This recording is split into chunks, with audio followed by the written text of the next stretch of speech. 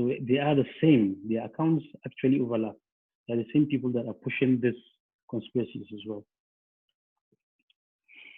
So I think we can take a break here and ask everyone, using the facts that we have about 5G, the facts that we have about coronavirus, the relationship and the conspiracies and news that we have all received via emails or social media. What do you think from all the facts that we have now at hand? What is the correlation between them? So there's a picture of a 5G tower with all the infrastructure and coronavirus traveling through that, just to inspire your answer. So I think we can open the mics and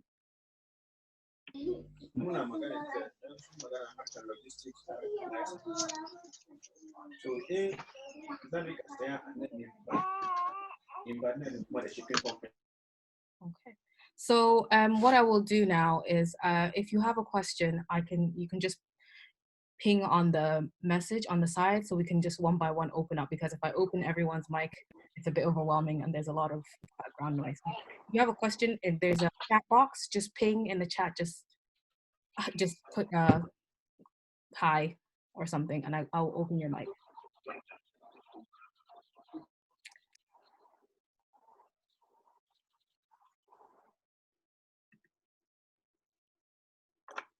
So any questions? Oh, there we go.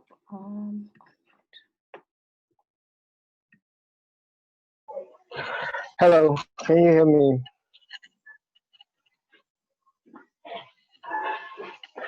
Hello. Hello. we are here. So as from the beginning, my name is Abdurrahman Abakar. So first from what we had, it was a very great introduction, and we all enjoy being part of this meeting. And I can say in person that I'm very, very privileged to join this meeting. What I'm trying to say here is based on the saying that maybe this issue of 5G conspiracy and maybe trying to know what is the political inclination of it. Like what I was just trying to figure out something that I've seen it a couple of days ago, that that is this issue of what is called pawn invasion or implanted pawn. And when I try to dig in deep, I realized that it is something that is going to be enhanced by 5G. I am sure maybe you're aware of of this pawn implementation, that is implanted pawn. Implanted devices. That is, okay. People will be, yeah. So when I try to dig in deep, even though not deep, but a little bit light, that I began to see that it is linked to 5G. That is part of the things that 5G will enhance. That people will now be having their own devices connected to themselves. Like you are the phone now, and as we are talking of security, that would be something that it will just be like a security violation, that now people are carrying their phones and still their phone is being tracked. What if now you are the phone?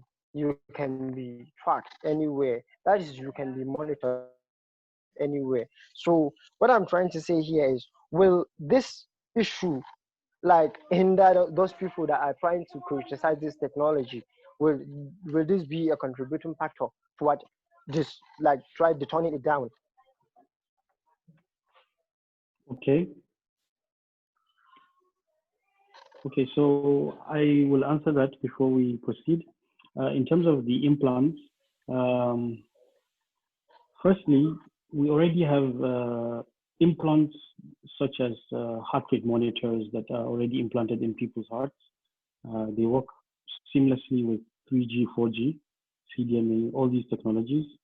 uh, the only transfer, when you look at the structure of these implants, they only transfer and report information back to the CNC, Command and Control Center, whether it is misbehaving or showing different signs of data, apart from the normal scale line.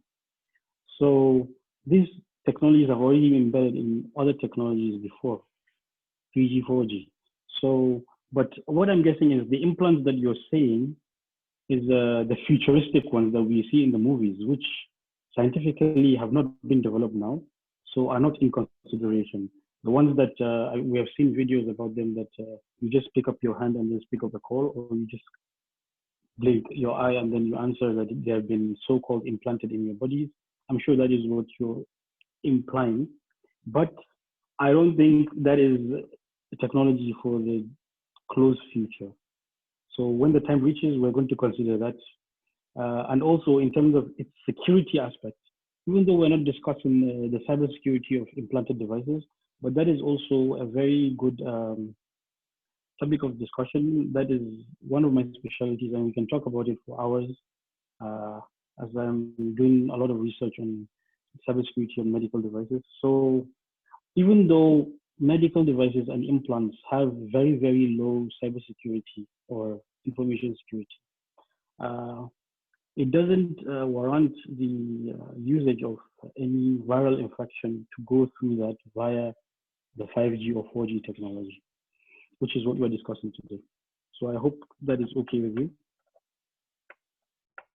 Well, thank you for your question there, Techno.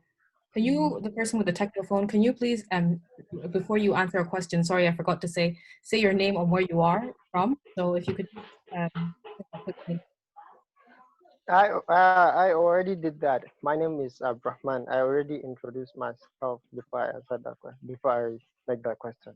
Thank you very much for responding. Thank you. Okay. My question. Let Galaxy 7S ask his question. Hello, good afternoon, everyone. Yes. My name is Haruna Sambo. Okay. Thank you very much, sir, for the wonderful presentation. Yes, we have not finished. We're just taking a break so that to reflect on what we have discussed so far. Let's see. Yeah, I wanted to just go ahead with the point of correlation. Okay. Yes. Please do. Yeah. Now, having had the 5G side so far from your introduction. Yes. And since we are not basically IT experts, and yes. the little knowledge we have from the public health side of it, yes, we will understand that correlation does not really imply causation. Yes. And, am I there? Yes. Okay. And if I may say, looking at the progression of COVID-19 so far, there are two groups of people that are likely to experience morbidity from the infection. And these are the aged groups and those with underlying conditions like diabetes, respiratory infections, and what have you. So I want to believe that the correlation maybe the theories want to pin on is the fact that environmental stresses may be produced by the EMF of the proclaimed, maybe let's say the 5G, can aggravate or make individuals that are already having underlying infections more susceptible to the virus. Yes. Yeah, I think that's the correlation that they are really hammering on. But for us to really hammer that 5G is causing COVID-19, there are a lot of steps or procedures we follow before we can ascertain that, okay, so and so, for example, tobacco smoking is the cause of lung cancer. There are a lot of procedures and steps we follow before we can ascertain to that. I think in the area of correlation, maybe they're basically hammering on the fact that 5G might trigger environmental stresses, and environmental stresses will further aggravate the fact that an individual with an underlying condition Yes. will be more exposed to COVID-19. Yes. Yeah, thank you very much. Basically, we have I have mentioned that people with underlying conditions are more susceptible, basically, to any type of infection or virus. Also, as mentioned earlier, the people with low immunity. There is no scientific research or proof that has shown that EMFs or non-ionizing waves have actually caused a reduction or any effect on a person's health or reducing or altering with a person's immunity. So that is the main fact that we know. So the main aim of this is not to take any side that we want 5G, we don't want 5G. We just want to lay out the facts there. There is no research that I've done. And the ICNRP have done a lot of research pertaining the health of all living things, including plants, animals, and human beings, with the effect of both anything ranging from 1G to 5G before they're being used, including Wi-Fi and other types of EMFs. And they have all gone to the conclusion, which we're going to see in the next few slides, that they're all safe. And I will show you at very specific extenuating and extreme circumstances that may affect the health of people, such as the fact that it's being carcinogenic, which means it has a potential to cause cancer and the rest. So I think on this note, maybe we'll proceed since we've started getting there already. One more question before maybe can we just hold it maybe until, because of time, so we can just finish and then answer the questions. Okay.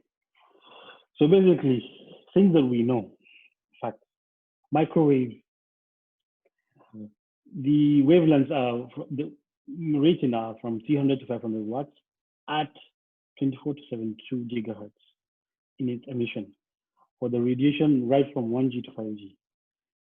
And it's more than actually, when you combine the 0.5 per watts per device that is emitted at 6 to 90 gigahertz.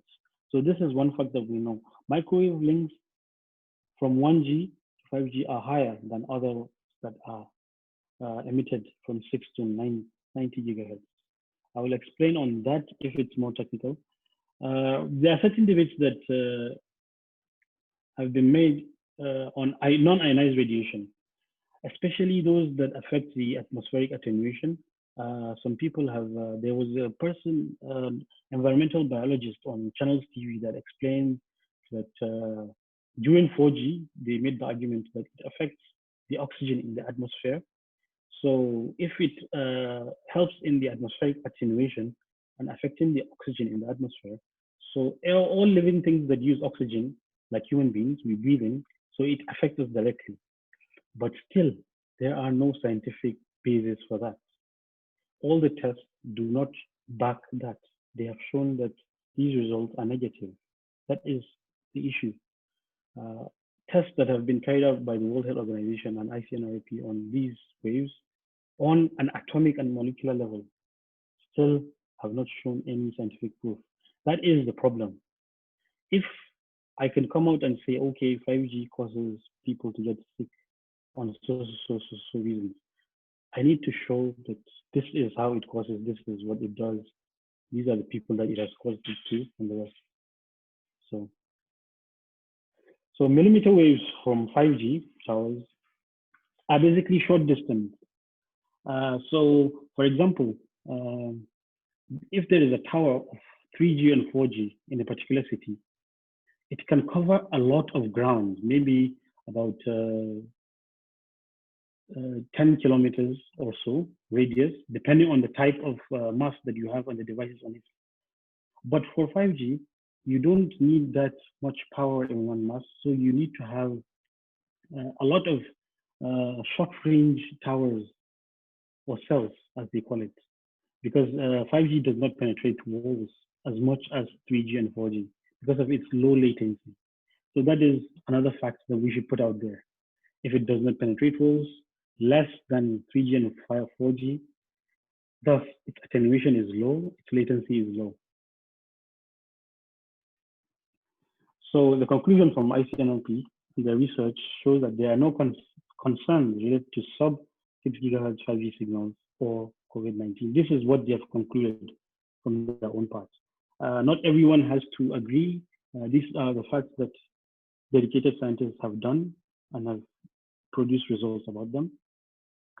And the IARC, which is the World Health Organization's agency for research on cancer, also just said that EMFs, electromagnetic fields, are possibly carcinogenic in humans in highly extreme circumstances. What does highly extreme circumstances mean? It means, for example, I will just give an extreme example. Let's say the mast or tower that you see by MTN or any glow around you. Imagine you put that inside your room, beside your bed, and you stay there for decades, exposed to that kind of close contact radiation for long periods of time. That is when we can start to see those effects, according to their research, if you read the report. So those are highly extreme circumstances. So also, anything short of swallowing or embedding 5G millimeter transmitter into your body and letting it run for a long time, you're safe. So if you don't carry a microwave transmitter that is supposed to be on a tower or a mast, maybe put it inside your backpack and be going around with it everywhere, emitting that much power to yourself every day.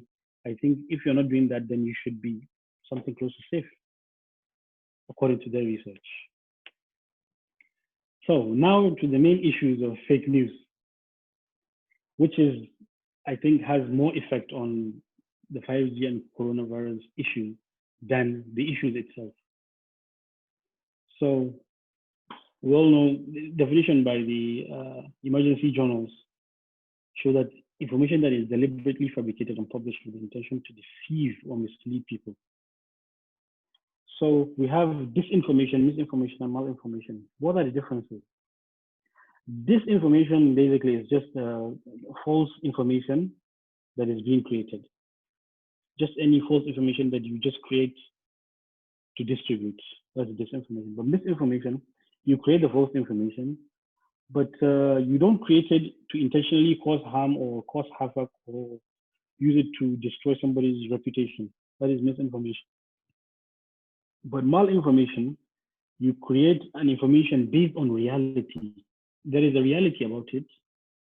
You create that particular info based on that reality, and you start distributing it to cause harm using sentiments, whether it is political, economic, or any other motivation. So let's say malinformation is what we're talking about in this case. We all know COVID-19 is dangerous. We all know 5G is a new technology. So when you relate them, you start using them because they are info based on reality, COVID-19 and 5G.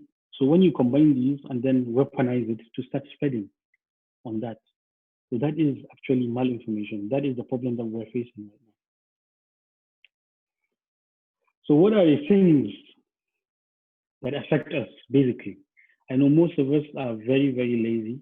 We don't read up on facts. That is a fact. It's not something that we have to also argue about or debate on. This is mostly everyone. We should not rely on others to read for us, actually. Basically, we just lie down, carry our phones, read whatever people send to, and just digest it and consume. So we're more of consumers than readers. So we have to start verifying, maybe doing some simple searches, checking accredited sources. We even call some experts and ask them, and emails, send them emails to ask at least. That's why I said we shouldn't be that lazy. Now, our high reliability on WhatsApp or any social media, which our colleagues are now calling it the WhatsApp University. We have so many first class graduates from WhatsApp University roaming around in social media right now. Some people get their news, their bread and butter from the WhatsApp University right now. I'm sure all of you can agree with that. Whatever is sent via WhatsApp, whatever message it is, whatever link it is, we just click, read, forward, whatever it is. So,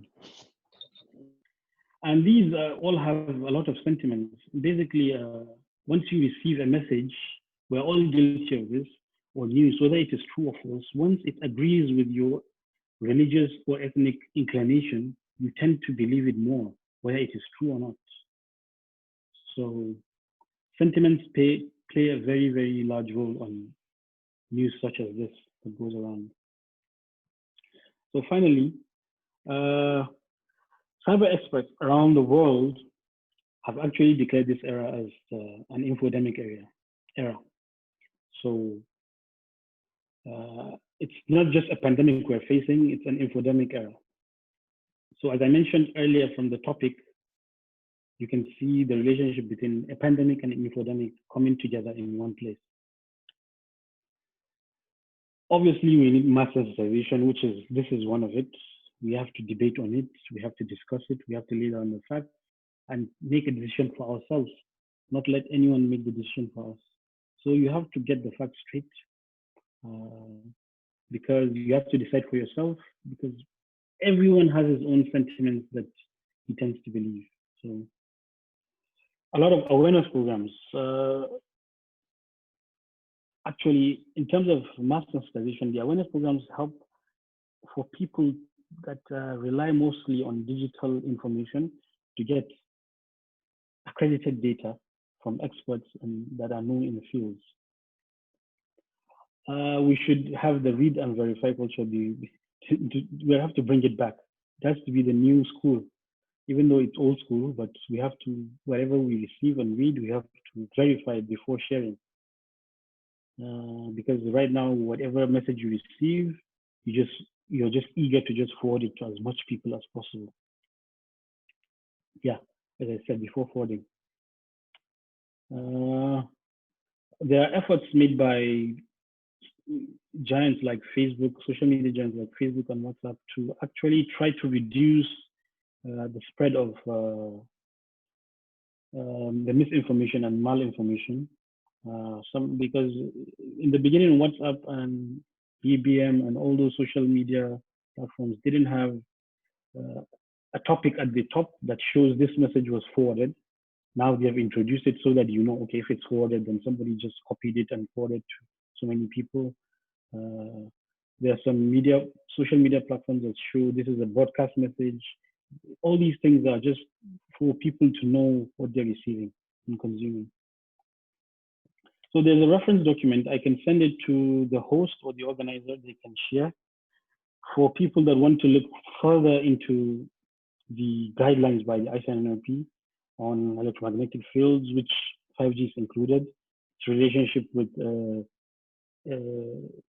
health effects and impacts on living things, its relationship with the current coronavirus. You can all dig deep into it. These are dedicated scientists that are the go-to guys by the World Health Organization on these certain topics. So these are the kind of documents and scientific publications that we should be relying on, not just somebody sending one long message telling you it's published by so-so doctor, so-so from so-so place. So thank you for listening. If there are any questions, and I would love to have everybody's conclusion, maybe at the message board, on what do you think, whether it's possible for it, or it's just nonsense, or whatever you think. So, thank you for opening up the field. So we had one question from the previous session. I don't know, Umar, if you still have a question. Yeah, it's more of a comment than a question.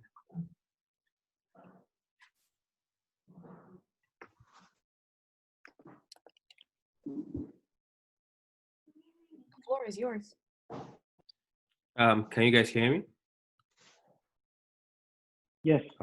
Oh, perfect. So my name is Umar, and I'm a researcher here in the United States.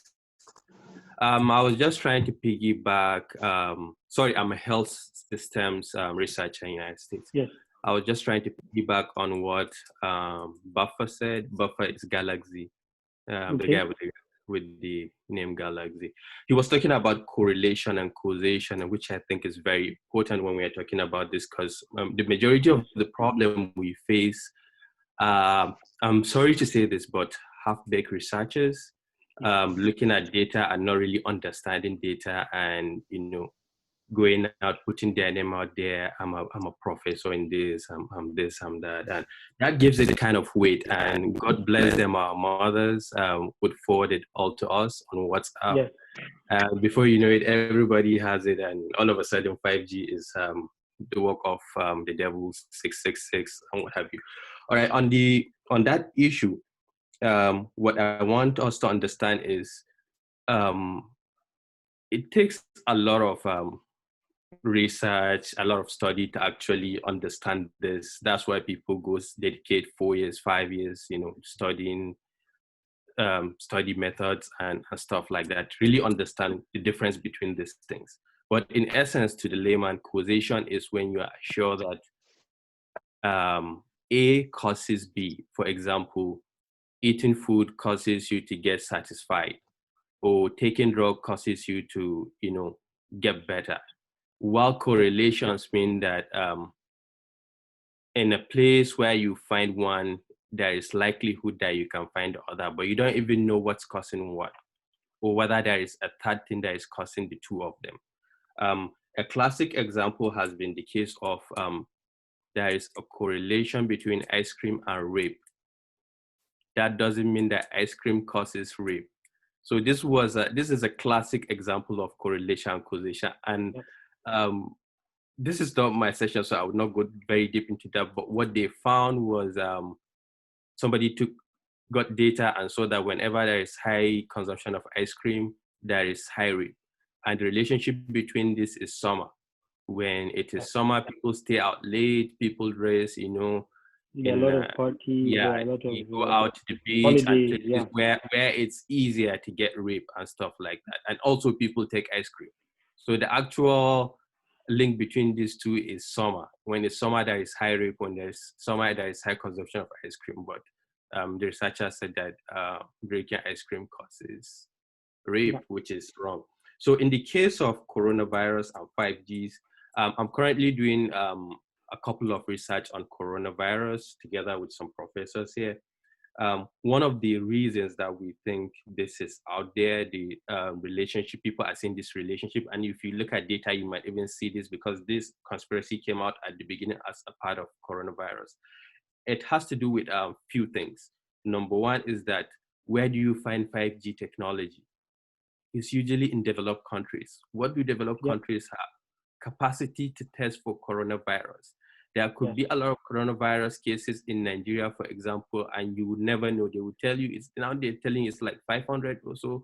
We believe it's more than 500. If you're not testing for coronavirus, you cannot see it. Poor countries that cannot afford 5G. 5,000 tests only for 180 million people. Exactly. Poor countries that can't afford 5G are the same poor countries that cannot test for coronavirus. So people that have 5Gs, all of a sudden, Wuhan has a lot of coronavirus cases. United States has a lot of coronavirus cases. Oh, it's 5G. The other one is demography. A lot of the developed countries that have the testing capacity and also has that also have the 5G have demography that is tilted towards what the elderly. Their demographic shift is towards the elderly and not younger people. And who suffers the burden of coronavirus more is the old elderly people. So you will see more cases of coronavirus where there is 5G, and you also see more death from coronavirus where there is 5G, but not necessarily the same thing. The other issue, which is very important, you mentioned that, is the anti-vaxxers. as public health individuals, we've been struggling with this in few people, some of them who are scientists. We don't know what's wrong with them, what happened along the way, but they are misleading people, whether it's just to get popularity, you know, whether it's for the fame or we really don't know. But anti-vaxxers are a huge problem. They and their likes are causing a lot of misinformation, disinformation, misinformation. We don't know for sure whether there is a motive or there is not a motive behind that. And they are going to continue causing a problem because we don't know what's going to happen when we finally have the vaccine for coronavirus. Is it going to be, don't take it like 5G, don't take 5G is causing coronavirus, or don't take the vaccine is going to make you sterile? We don't know. So thank you very much for your presentation. It has been really informative, and I look forward to more conversations from you guys. Yeah, thank you, Umar. Just to add to that, basically, in terms of the correlation, I'm in a city that has been testing 5G for the past 2 years. Basically, we have a lot of old people. About 50 to 60% of the population of the city I'm in right now has old people, because it's in the south of France, and because of the area is at the coast, a lot of beaches and places. So older people tend to come here to retire.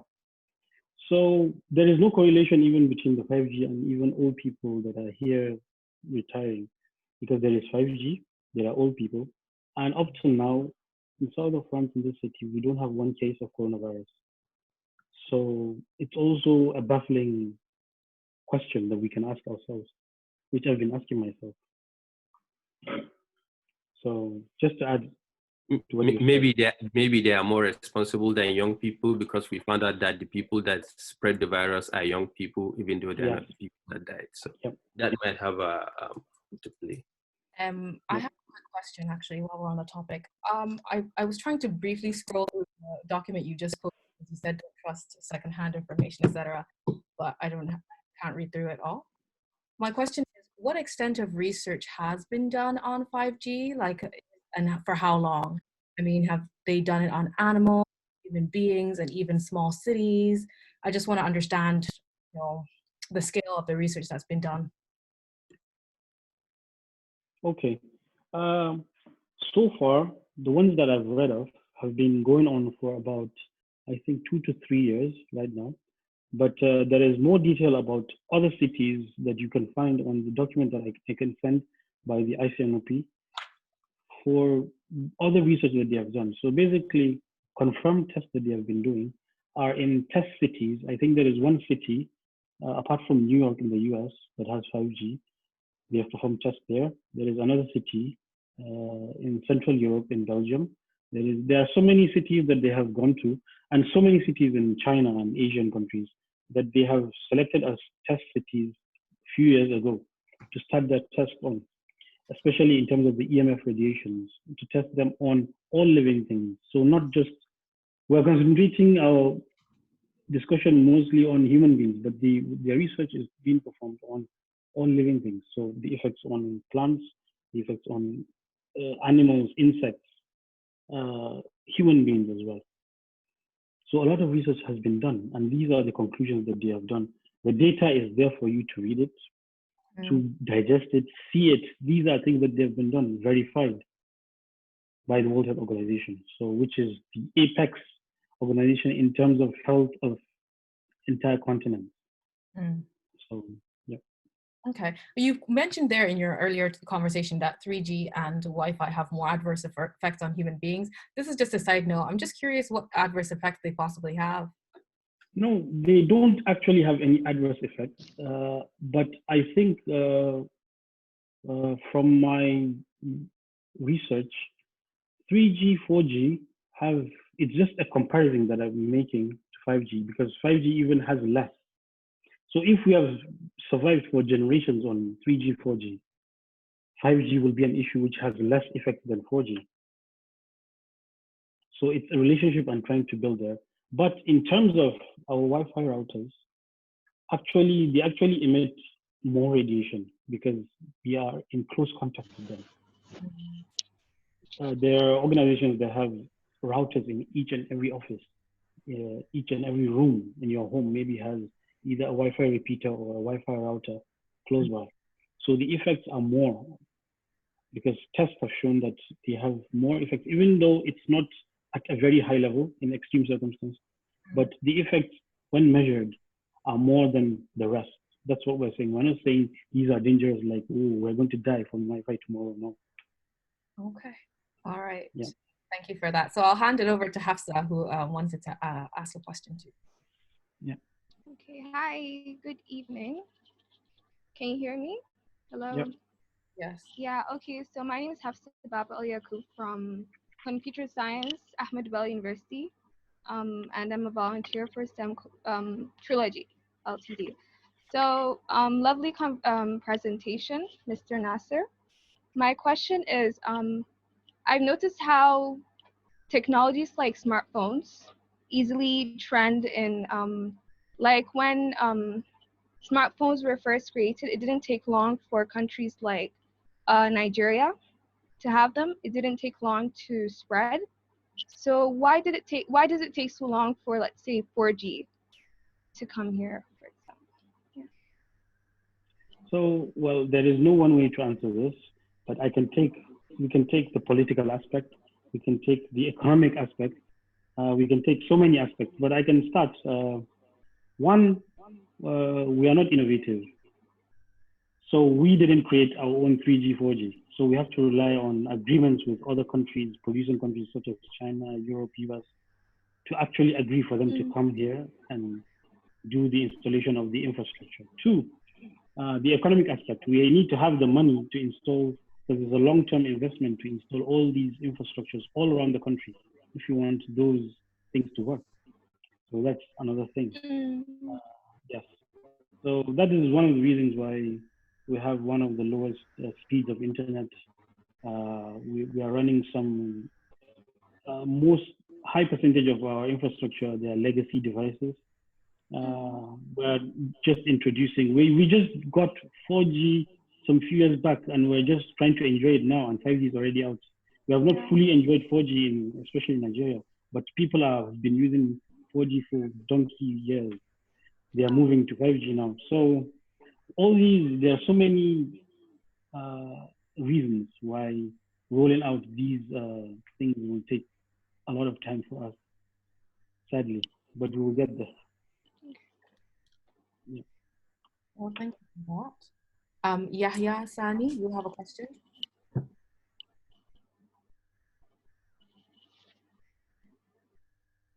We can hear you.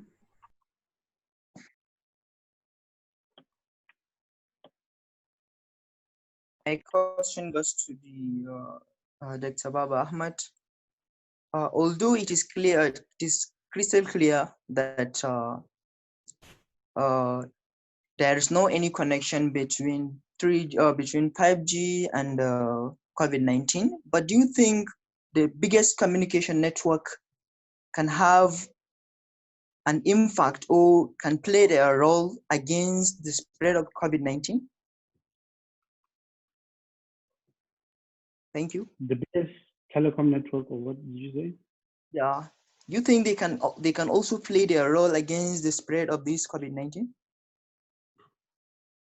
Well, I'm not sure directly using their own technology or using their infrastructure, but certainly the only thing that comes to mind is for them to help in the sensitization programs, information, giving people clear, accredited information for them to digest and know that these are the effects, these are not the effects, these are the users, these are not the users. So basically, it's this issue, for me, it's not a scientific issue, but more of an infodemic issue, information sharing issue that has caused all this panic all over the world. So the problem is not the science, it's the relay of information that has been very, very poorly constructed and effectively distributed. That's the problem. So those are the main issues, actually, when you look at it from a normal layman's point of view. Thank you. Thank you. I suppose this virus situation can help us see how faster communication and easier communication can help us figure out how we can try to control this disease while we're still trying to look for a vaccine cure. So thank you for that. I see Honor 7S you were discussing in the chat. Do you want to open up and talk to us?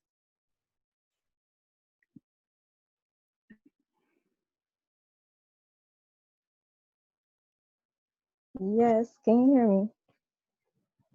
Yeah, hey, Hello, I good think, evening. My name is Fatima. okay.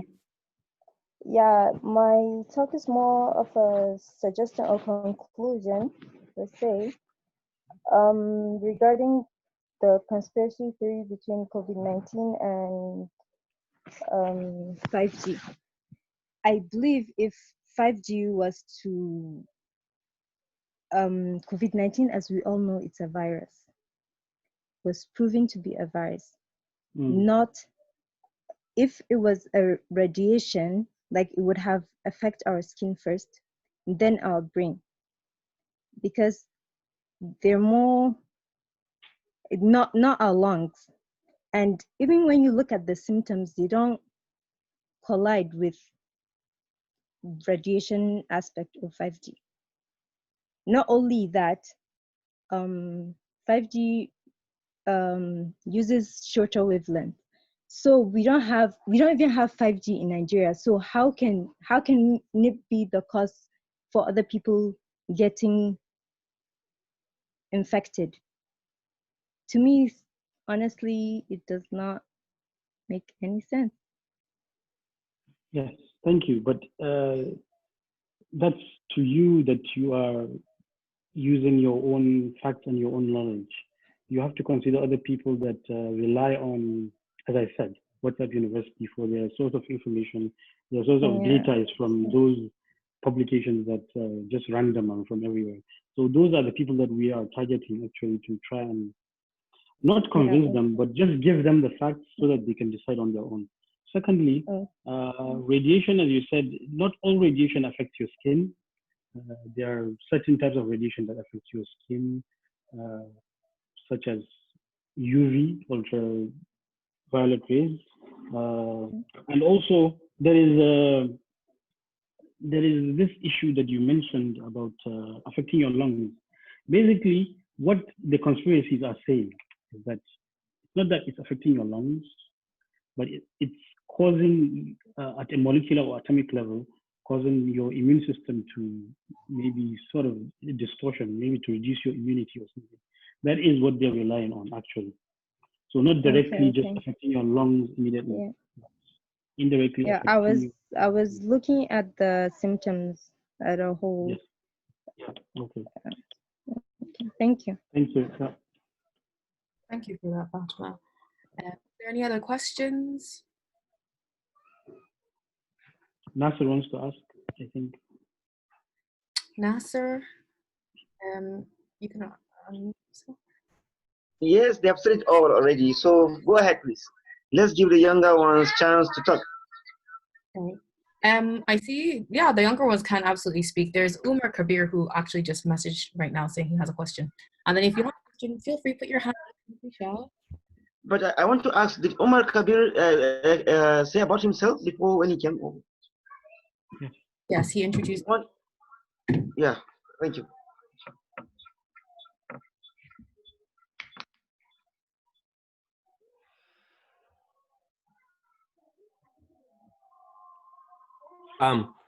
I think I'm gonna let the younger participants say their question. I'll reserve mine towards the end because it's more of a comments than questions for me.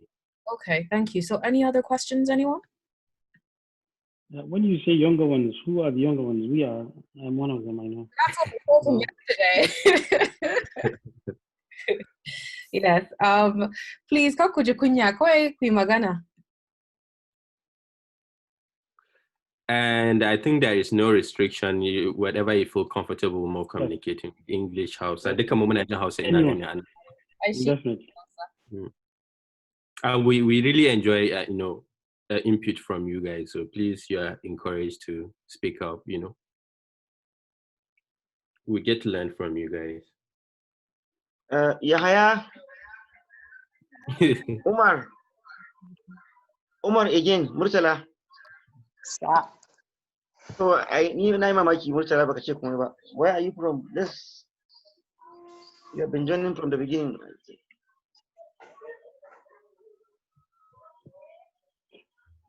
I believe Barista is with us.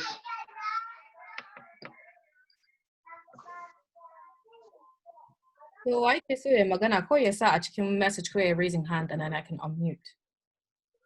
Like a lot of you I would like to apologize on behalf of my friend and colleague Yusuf, Dr. Yusuf, because it's a very busy time for him. He's doing his postdoctorate and working on a project with the Scottish government on 5G implementation. So if he would have been here, he would have given us more insight on what is happening on ground.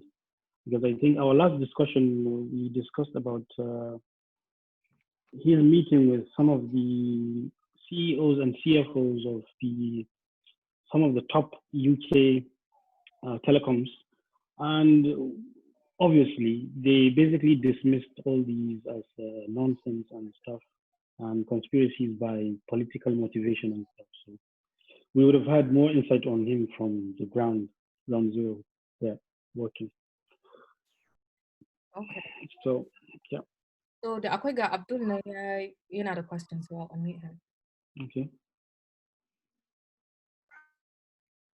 Abdul. I think we can take his question, then the comment from Umar. As I mentioned earlier, my name is Abdul. Yes. Hello.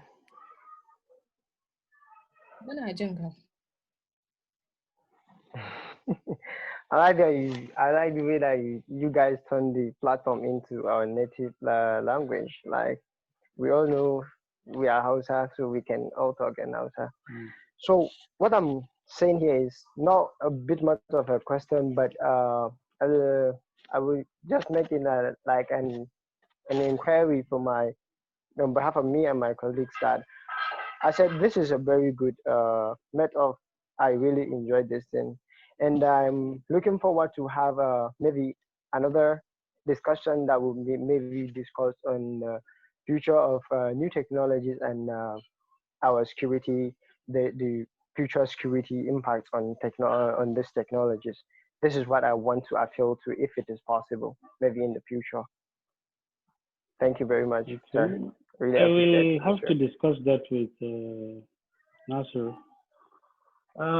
Maybe the most, because I'm working on the threat actors that have been using the pandemic and COVID-19 procedure to actually take advantage of people in terms of the vulnerabilities in our devices. So cybersecurity using COVID-19 as a threat actor. So that's what I'm working on. It's a very strange and very exciting research on that. You'll be surprised on what people have been using. I'm sure most of us our emails have been filled with emails from all our subscribers, your banks about COVID-19. The same way, while everybody's at home, cyber criminals are there preparing and using that as an opportunity to take advantage of people. So we've had a spike in cybercrime from January to this April, about 344% rise in especially phishing scams and malware distribution. So, but that is research that is very recent. So if we're going to do that, it's going to take some time, not anytime soon, maybe. So, but if there are other things, because research is still going on about that, but if there are other topics like cybersecurity concerning other threat actors, that's fine, or other technologies. All right. Thank you very much for that. We're looking forward to have something like that. Thank you very much, sir. Thank you, Abdul. So, any other questions? I think there was a comment to be done by Umar before we close, because yeah, time. Yes. Okay, Umar, are you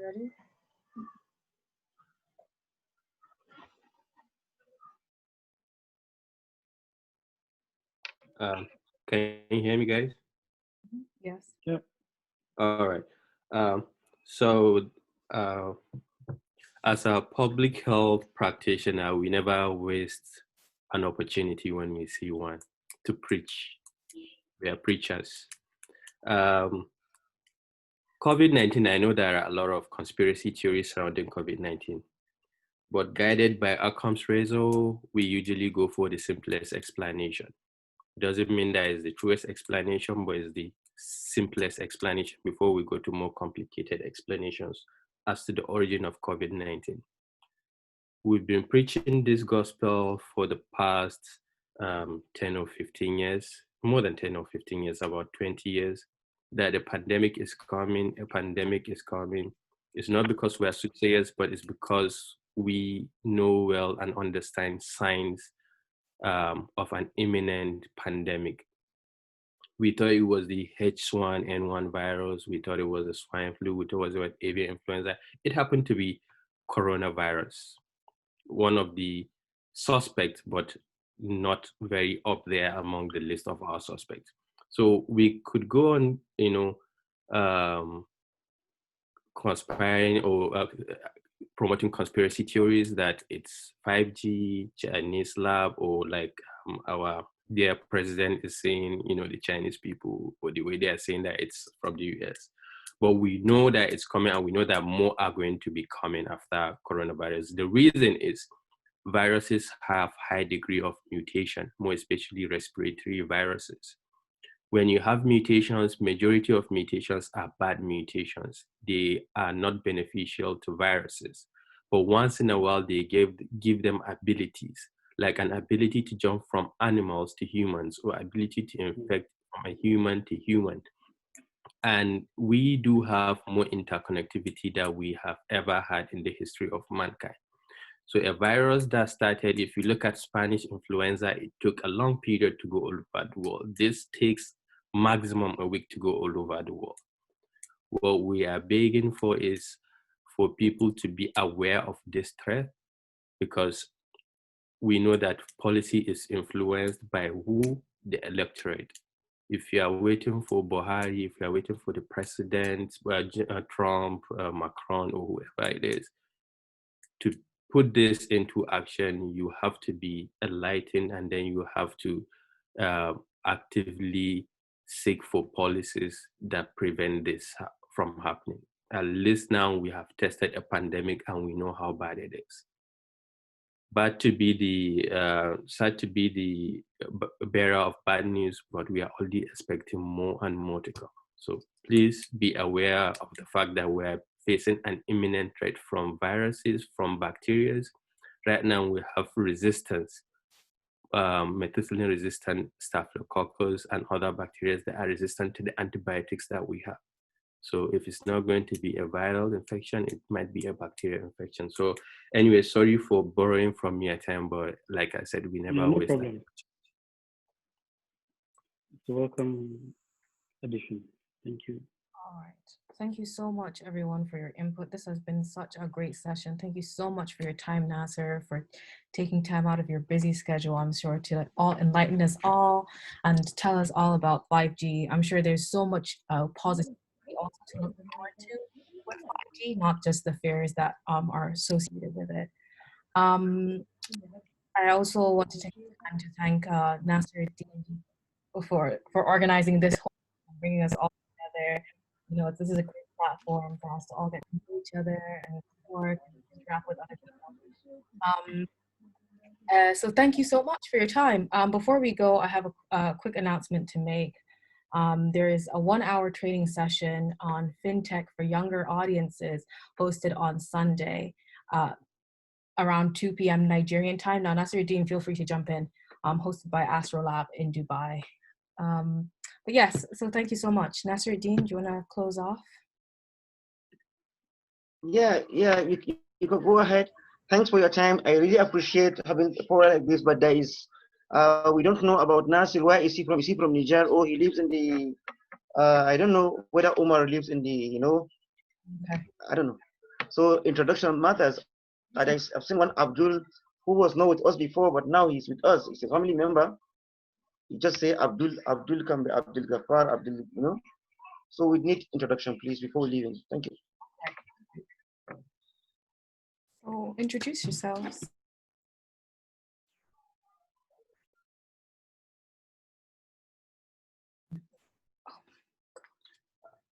Sorry, Nasir, are you related to Aminu Baba Ahmed? Yes. Oh, okay. We were colleagues back, classmates back in ABU. Now you are seeing chemistry here. Thank you. Yeah. So I've already introduced myself, I think, right? Yeah. I'm UO2, yeah. Were you ever in ABU? Yeah, I started UO6, but I just stayed for 1 semester. Okay. Well, that is Oh my God. Just 1 semester. I just stayed. So. Sorry, Fatima, you are two there. Who is the one behind you? Is she from Nigeria or Niger? She's from Niger. Okay, what's her name, please? Can she introduce herself too? Abdul and others, yes. Okay, so this is my younger from Nigeria.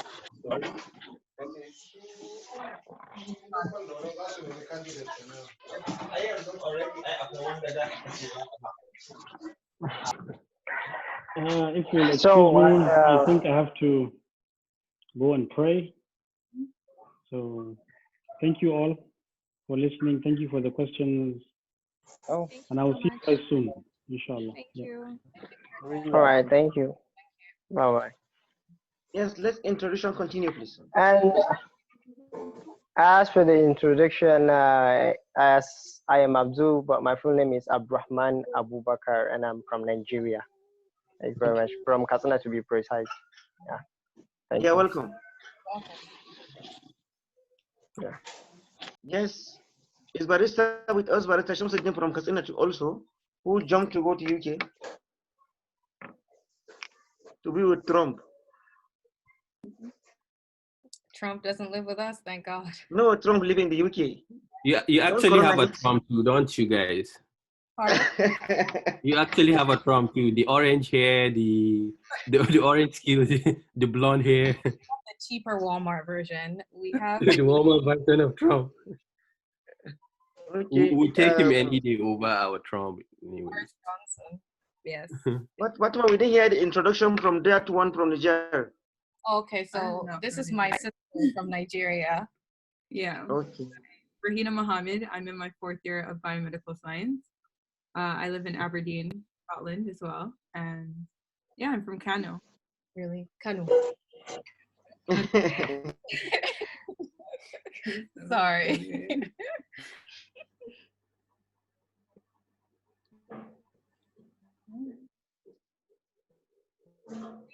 Any more introductions, please? Don't be shy.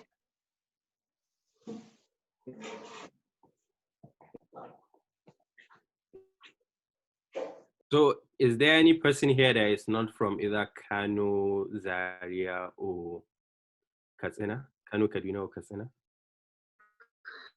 So, mashallah for this, and it's a good forum. You are all welcome here. One from Katsina, it seems you asked him of something. Thank you. So he will send, I will push, inshallah. Thank you.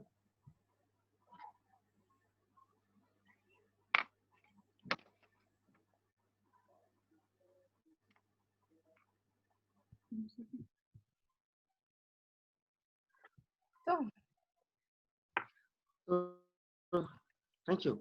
Thank you. So naga dai an yi shiru haka, to this indicates ƙarshen wannan abun. Na gode kowa da kowa da kuka zo da kuka ba mu lokacin ku. Allah ya sa kun koyi wani abu, kuma abin da kuka koya ku tafi gaba ku gaya wa ƴan uwan ku gaya wa mutane, ku enlightening everyone da kuka samu opportunity. So with that said, thank you so much everyone for joining. And feel free to give feedback in kuna zata da akwai wani abu da kuke so a ƙara yi a ƙara kyan abubuwa da muke yi. Mun gode.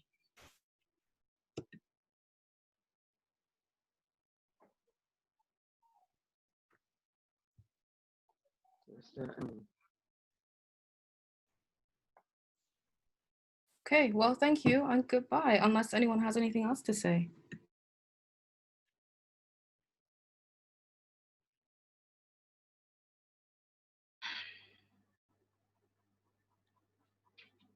Hi, Kaz. Hi. Are we the only ones left, or should I leave? Still talk. Okay. No, lovely meeting today. It was exciting, very educational. Yeah. Is Nasir Baba still around? No, I think he left. He left earlier. Yeah, it's fine. Yeah, he said he wants to go on free. It's okay. I think so. That's it, right? Can I leave? Yes, we're all done. Thank you so much, everyone. Yeah. Okay. So thank you. Bye bye.